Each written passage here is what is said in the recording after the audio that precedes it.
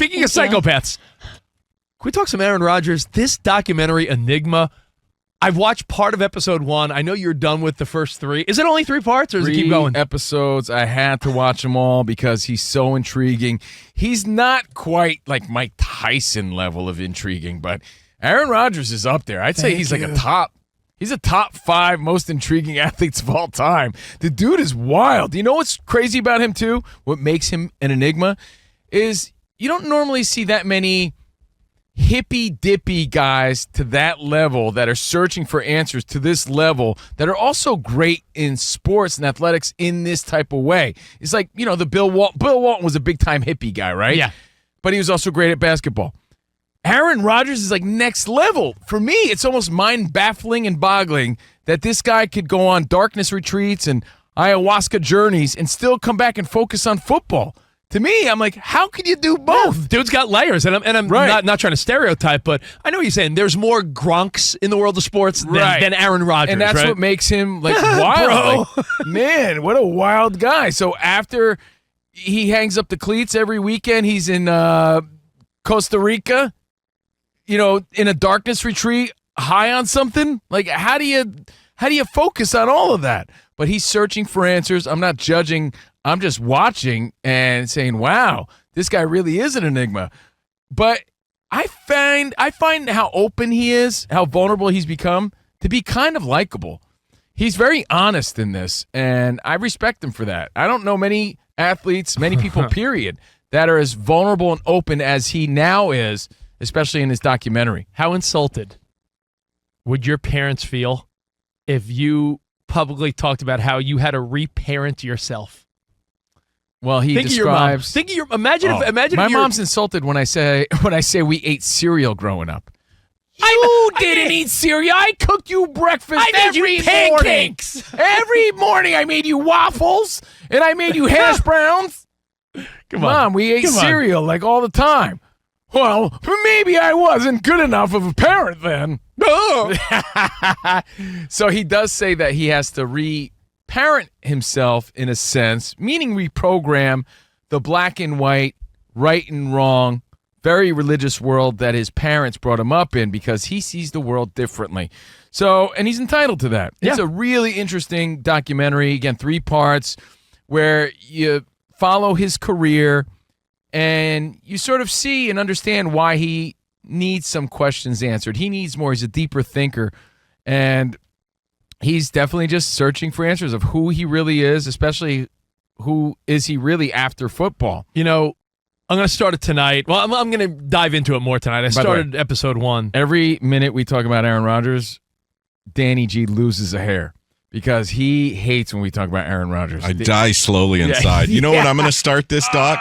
Never. Yeah, you know Kush Lash? I got Kush Lash. Yeah. I got Aaron Rodgers Lash. Let me tell you, I finished, I'm caught up on Silo on Apple TV. Fantastic. I wanted to watch that Jason Bateman thriller on Netflix about the TSA. I don't know if anyone's watched that. But Aaron Rodgers, this is on the radar, and I hear people saying it is very interesting. Love him or hate him, you really do look at Aaron Rodgers like, what an interesting dude. Very interesting guy. One of the greatest. I heard him talking about butterflies and caterpillars on a clip I saw. I mean, he's out there playing the bongos, getting his face painted. Like, he lets you see him really out there, is what I'm trying to say. But he's also part of a little bit of drama today. And I want to establish where we're coming from, where we're not Aaron Rodgers haters by any means. Danny G, not a fan at all. Not a hater, but just, Yeah, you're sick of how much too much attention he gets. Too much coverage, even for all the wrong reasons. And I understand that as well. I'm not a fan by any means. I'm just a fan of sports, but I'm not an Aaron Rodgers guy. I was never the guy saying he's the bad man, but I always found what he did on the field impressive. What he did off the field was his business.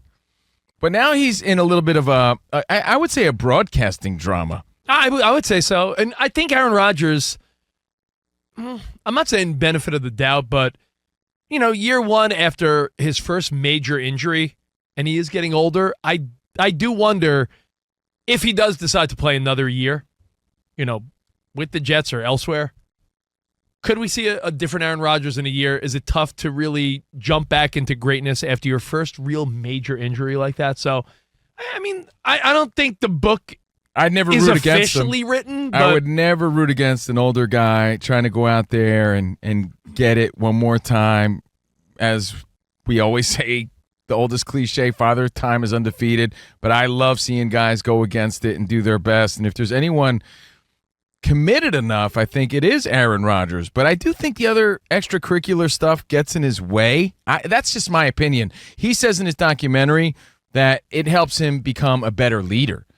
So if that's true, then he's saying it benefits him as an athlete, as a leader on the team. But here's where the drama lies. We've all seen his ups and downs. We've all seen the injury. It's garnered a lot of criticism. And that's just part of the gig, right?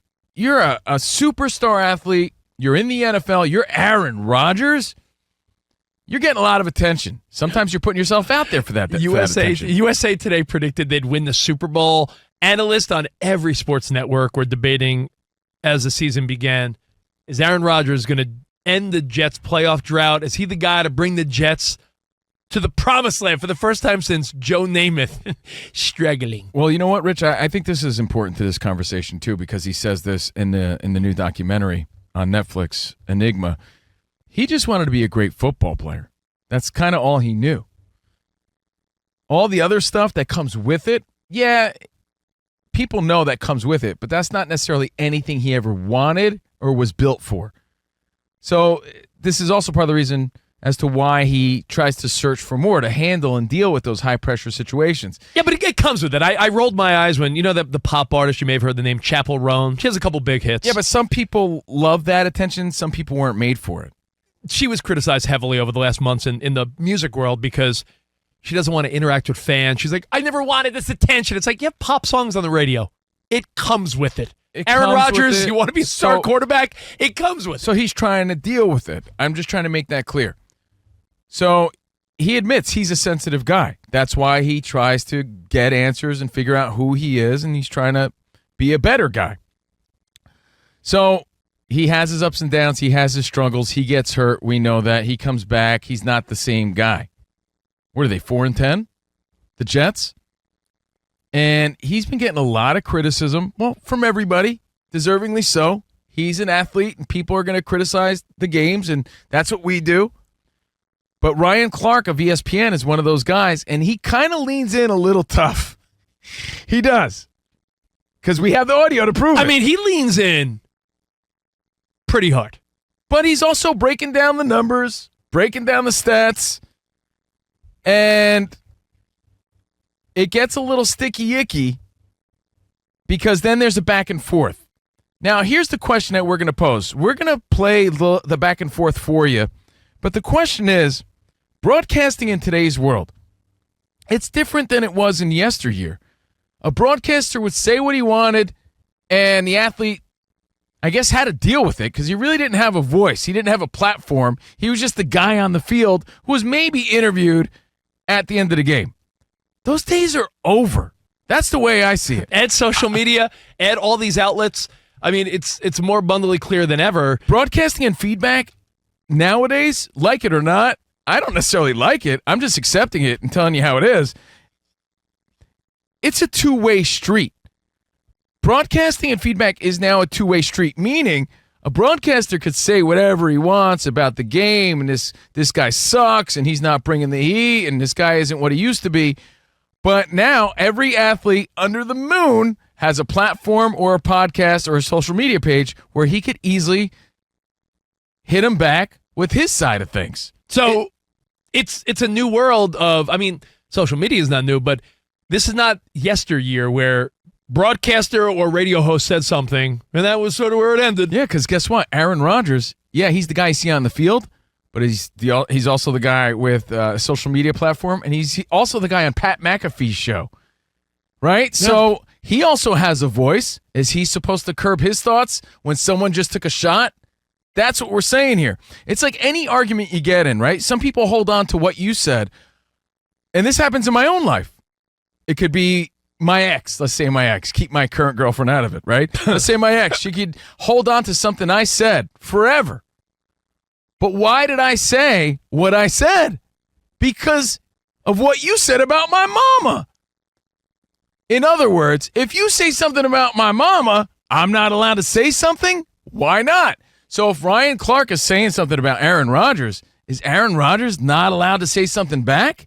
That's really what we're getting at, because that's how the world works today. But right now we're talking Aaron Rodgers. Which, to the dismay of Danny G, before we play this Aaron Rodgers, Ryan Clark back and forth, Danny G, and I love the honesty, which is why Danny's a great producer. Man, I really hate when you guys talk about Aaron Rodgers. You genuinely think this stinks. Yeah, I mean, he's been one of the top 5 topics over this past year. And I get it. We cover the trending topics, the trending stories in the world of sports. But I've told you in the past, if it's extra Aaron Rodgers fluff, I really don't care about it. I don't want to hear about it. And I know I'm not alone, because I have a couple of friends who are Jets fans.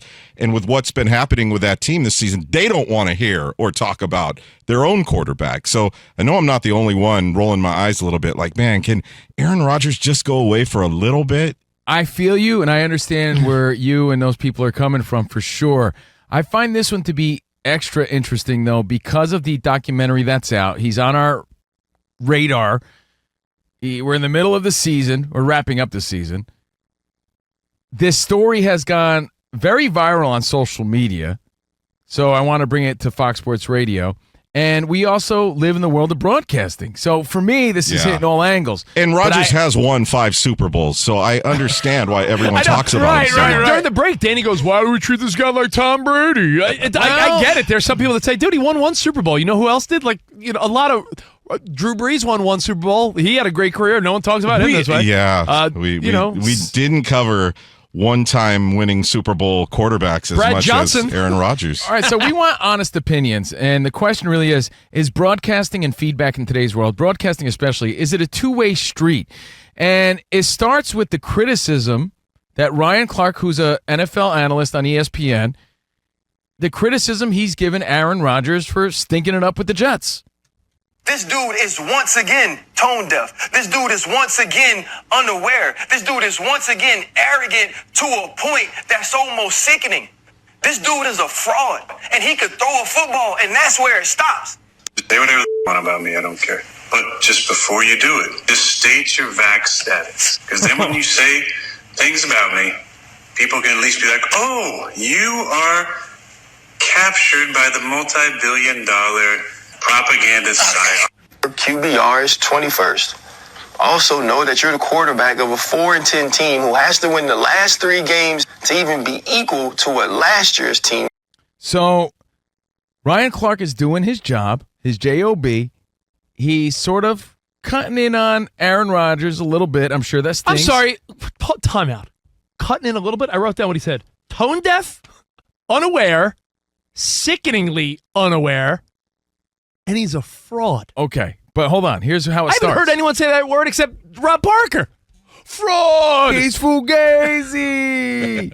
Ryan Clark's job, hold on, is to give analysis of the game. And he was basically saying for week after week after week that, he's stinking like Abe Lincoln. So then Aaron Rodgers came out publicly and said there's a lot of people talking about the game now. A lot of these so-called experts on TV that nobody remembers what they did in their career. So in order for them to stay relevant, they have to make comments that keep them in the conversation. And then he went to McAfee and he was talking about, and the guy with that brooch, Ryan Clark wears that RC on his shirt. So he's calling out Ryan Clark and what he's saying. So Ryan Clark comes back with that. Aaron Rodgers comes back with his stuff on McAfee. And then Ryan Clark went to social media to say, some other stuff about, look, man, I'm just doing my job, but you're coming at me personally now. But let me be very, very clear. My job is to analyze you. You've decided to analyze me. And in analyzing you, what I know is your QBR is 21st. I also know that you're the quarterback of a 4-10 team who has to win the last 3 games of the season to even be equal to what last year's team was without you. Now, I get it.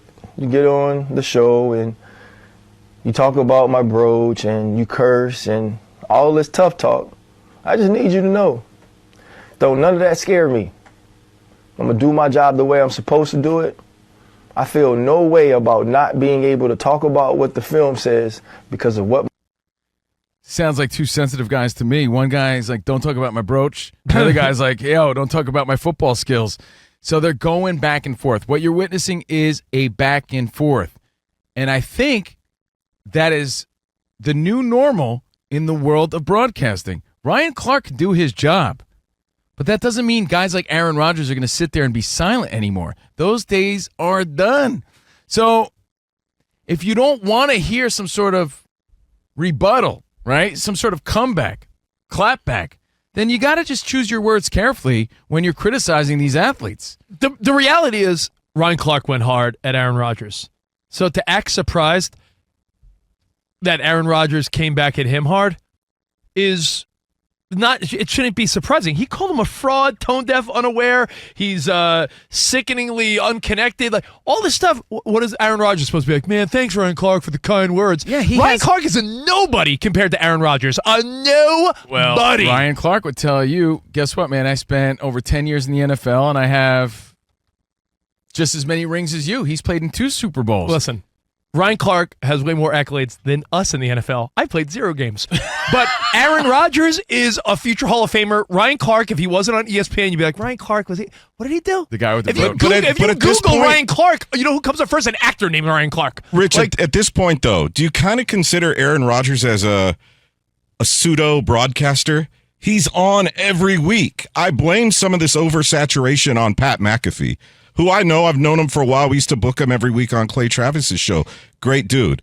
But I guess he pays Aaron Rodgers to come on the show. That whole story, remember, went viral. Seems like it's worth it, right? Yeah, I mean, it is because it helped blow McAfee's show up. Well, that's been a storyline in itself, too.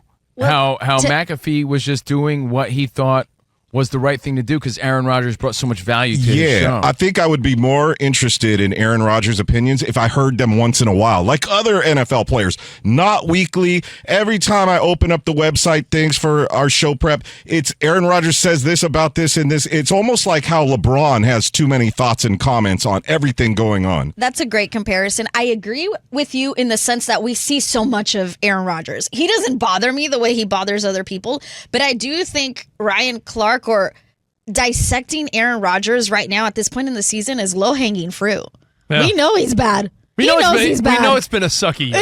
We know that. So I agree with Rich. It's like a little bit more than just, it seemed personal. And very it's much just like, did. we all know he sucks right now. Like, it's not that he sucks, but right now he has not played well, except for the last 2 weeks. And he's done well.